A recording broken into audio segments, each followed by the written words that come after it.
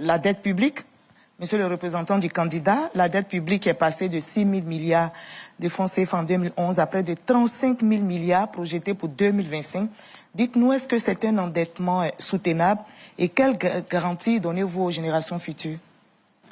Mais, si vous voulez, je pense que c'est un sujet qui revient souvent. Il est utile certainement d'éclairer l'opinion publique.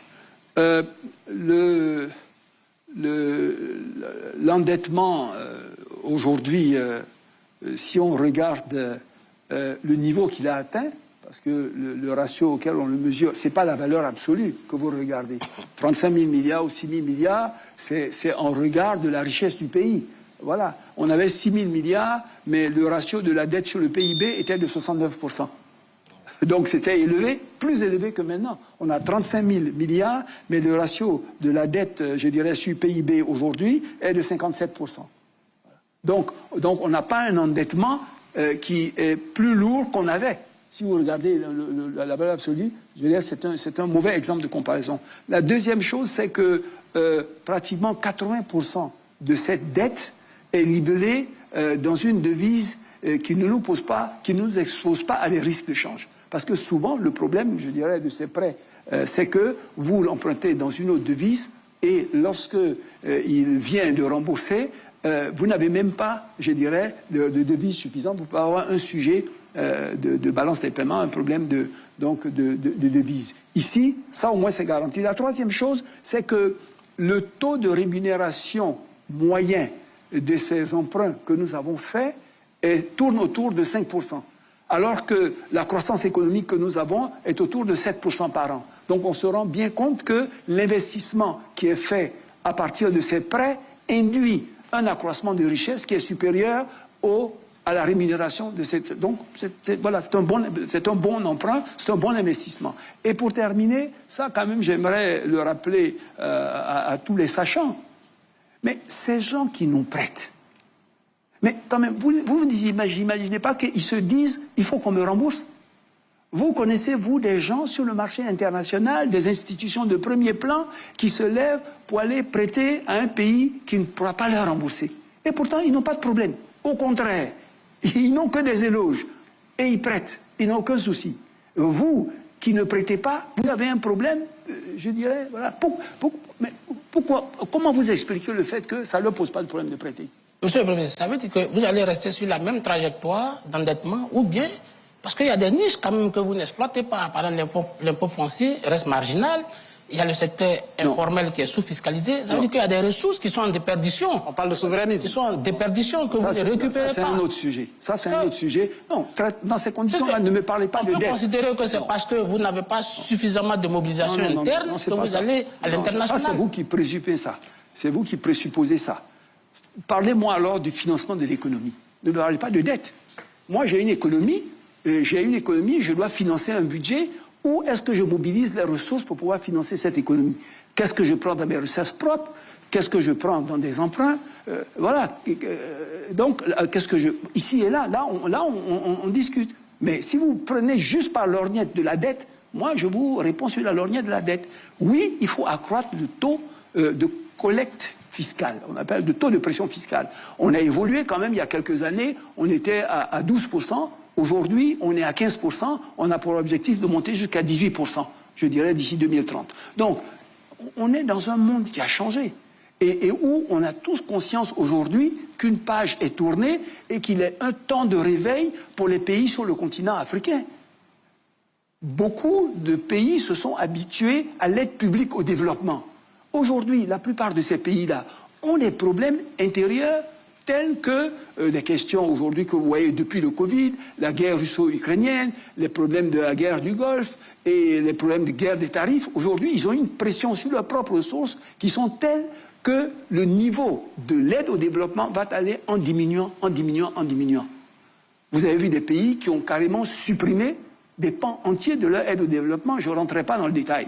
Donc les temps à venir ne vont pas être des temps évidents. Mobiliser des ressources sur le marché où, comme vous le savez, après la guerre russo-ukrainienne, les taux, je dirais, ont flambé. rend les taux sur ce marché-là relativement élevés et difficiles pour un pays qui ne veut pas voir sa dette croître rapidement. Donc, il va falloir, par tout moyen, accroître la mobilisation des ressources intérieures de façon accélérée et extrêmement importante. Donc, on est, nous, dans une logique de digitaliser, je dirais, le système de collecte, d'essayer d'avoir des identifiants uniques pour, je dirais, identifier et des individus et des entreprises. Ça, déjà, on est largement avancé dessus. Dans des secteurs comme le foncier, on a tout un système qui est en cours de mise en œuvre. On a fait un mapping, on a identifié, je dirais, toutes ces choses. Et on a un logiciel qui a été mis en place et qui est en train véritablement de commencer à donner des résultats. Donc, rassurez-vous que personne n'emprunte comme ça, je dirais, parce que l'emprunt est une solution. Mais tous les pays empruntent. Ils empruntent parce que vous empruntez pour financer des investissements qui vont vous permettre d'accélérer votre développement. Si vous attendez de financer votre économie qu'avec les ressources que vous avez, mais vous allez vous développer lentement. Le problème, c'est qu'il ne faut pas prendre un emprunt pour financer un secteur qui n'est pas productif ou alors faire un investissement qui n'est pas efficace, qui n'est pas rentable. Mais tant que la dette est utilisée à bon escient pour financer des secteurs qui ont effectivement une rentabilité, alors l'investissement est efficace et dans ces conditions, il faut le faire. Monsieur le représentant du candidat, c'était 90 minutes d'intervention. Je rappelle qu'il nous reste 7 minutes pour clore cette émission. Vous aurez un temps pour vous adresser aux populations ivoiriennes qui vous regardent pour leur dire pourquoi ils doivent à nouveau vous faire confiance. On ne peut pas finir cette émission sans évoquer le sujet sur l'agriculture. On va donc rapidement parler agriculture et évoquer la question de l'eau, de l'électricité pour clore cette émission. Alors, et du logement. Et du logement rapidement. Là, une question parce que il faut qu'on puisse réussir cet exercice en 3 minutes. Alors, monsieur le représentant du candidat, le prix du cacao est passé à 2800 francs CFA le kilogramme, celui du café à 1700 francs. Décision saluée par les producteurs notamment, mais jugée électoraliste par vos adversaires. Cette tendance sera-t-elle durable après les élections? Écoutez, le souci du président de la République, du candidat, du RHDP, comme je l'ai dit... Et si vous pouviez répondre en 1 minute pour chaque question, ce serait intéressant. Oui, son souci, c'est le social, l'inclusivité et une rémunération juste à ceux qui produisent l'effort. Le principe que nous avons arrêté dans la filière cacao, c'est que le prix aux paysans sera au minimum 60%, je dirais, du prix donc, sur le marché. 60% minimum. Donc, et nous avons des fonds de stabilisation, des mécanismes de stabilisation qui font que lorsque il y a de la marge, c'est-à-dire pendant un moment donné, les prix ont été bons, ont permis de stocker des réserves, je dirais, ça permet à d'autres moments de donner des prix qui sont intéressants aux paysans. Maintenant, lorsqu'on a eu des années difficiles, on ne peut pas le faire.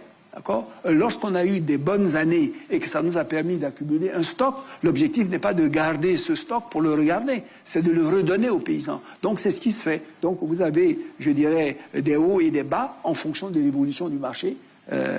Vous savez que justement on a quitté un système spot pour venir à un système de vente par anticipation des marchés pour stabiliser les prix, je dirais, aux populations à un niveau qui leur permet véritablement de couvrir leurs besoins. Donc là, si les cours se portent bien et que ces fonds de réserve sont alimentés, mais les prix seront encore meilleurs. Si les années sont mauvaises et que ce stock, ces réserves sont faibles, ben écoutez, le prix va être ajusté en fonction.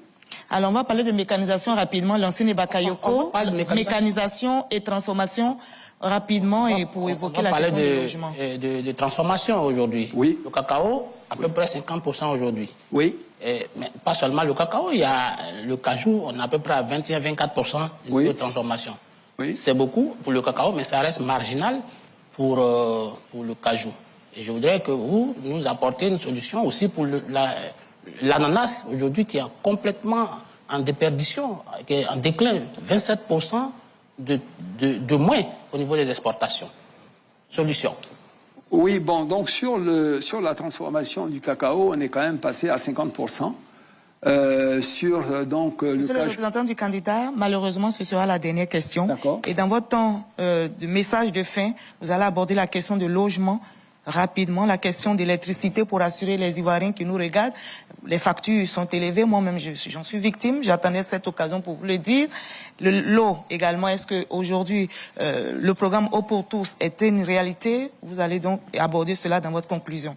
Répondez à cette question et on vous donnera le... Oui, en fait, je pense que les transformations, les taux de transformation sont intéressants, je dirais. L'objectif, c'est que au cours des années qui viennent, des 5 prochaines années, on arrive pratiquement à des taux de 80 à 100% de taux de transformation pour la plupart de ces produits-là. Mais le taux de transformation, également, pas seulement le taux de transformation primaire, le taux de transformation secondaire, celui qui permet de retenir le plus de valeur ajoutée dans le pays et le plus d'emplois.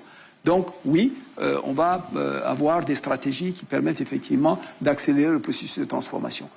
Sur les filières comme la filière ananas, il n'y a pas de fonds de stabilisation. Il n'y a pas de fonds de stabilisation donc, qui permettent de faire ce que je viens de vous expliquer pour le cacao. Donc on est en train d'examiner pour un certain nombre de filières qui sont concernées comment instaurer un mécanisme et un fonds de stabilisation pour permettre effectivement d'adresser les mêmes questions. Merci beaucoup, monsieur le représentant du candidat. Vous allez regarder les Ivoiriens et vous allez réussir cet exercice en 1 minute à ce jeune qui hésite, à cet électeur qui doute. Pourquoi devrait-il choisir le RHDP pour les 5 prochaines années? Vous regardez, vous avez 1 minute de parole. Merci. Chers électeurs, la Côte d'Ivoire revient de loin.